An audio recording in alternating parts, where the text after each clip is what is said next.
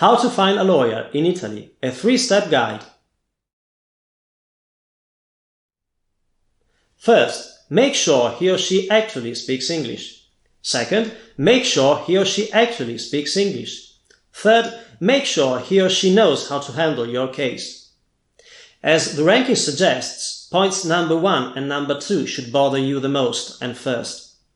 Most jobs are tough to carry out even in our own language, and law is no exception. Quite the contrary, in fact, granted the plethora of technical terms involved.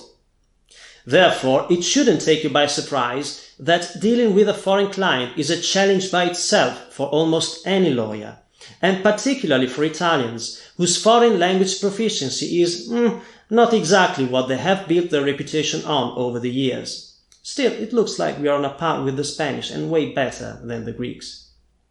The relationship between lawyer and client is, you guessed it, a relationship. And since relationships are built on communication, it's no wonder that language plays such a big role here.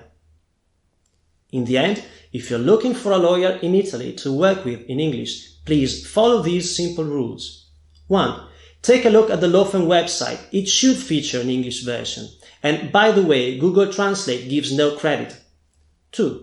Drop an email and throw a few sneaky idioms in it. 3. Give the law firm a ring out of the blue.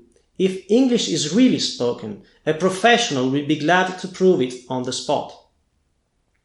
Once the language issue is ruled out, make yourself comfortable and just rely on the usual drivers. Competence, experience, attentiveness, you name it. With a bit of luck, you are going to nail it. And should it go wrong, don't worry. Your nuanced complaint will be perfectly understood.